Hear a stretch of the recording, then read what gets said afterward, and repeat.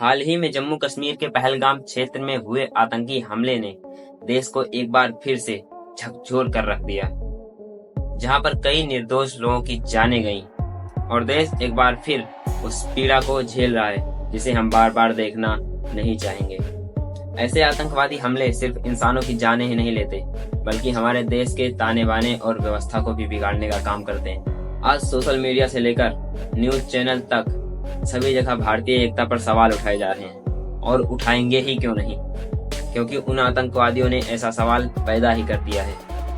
पहलगाम में घुसे, उन्होंने धर्म पूछा और जिसका धर्म हिंदू था उनको गोली मार दी। तो ऐसा के सामने आने पर लोगों के मन में एक ही सवाल गूंजेगा, वो है भारत की एकता पर। तो हमें एक बार सोचना चाहिए, क्या हम उन आतंकवादियों का मकसद पूरा कर रहे हैं?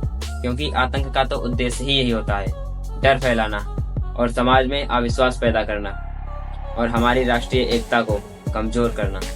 जब हम एक दूसरे पर शक करते हैं और एक दूसरे से विभाजित हो जाते हैं, तो असली जीत उनकी होती है जिन्होंने ये हमला किया है। जैसा कि आप सभी लोग जानते हो कि भारत एक विविधताओं का देश है, जहाँ पर अलग अलग भाषा, धर्म, जाति और अलग संस्कृति होने के बावजूद भी हम एक हैं। हमारी एकता ही हमारी सबसे बड़ी ताकत है, चाहे वह कोई स्वतंत्रता संग्राम हो या कोई आपदा। और आतंकवाद के खिलाफ हमारी जंग तभी सफल होगी जब हम एकजुट रहेंगे। और यह समय एक दूसरे के धर्म पर सवाल न उठाने के बजाय एक दूसरे का साथ देने की जरूरत है।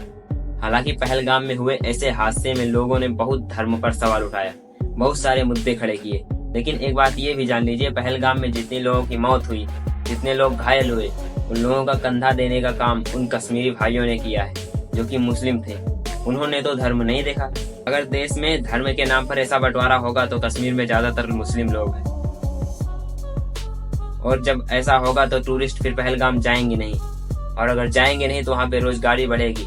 फिर वहाँ के युवाओं को आतंकवाद और भी ज्यादा कमजोर बनाएगा और उनसे हथियार पकड़वाएगा, फिर उनसे भी आतंक करवाएगा, फिर वो भी एक आतंकवादी बन जाएंगे। लेकिन जब तक भारत एक है, कोई ऐसा करने की हिम्मत भी नहीं कर सकता।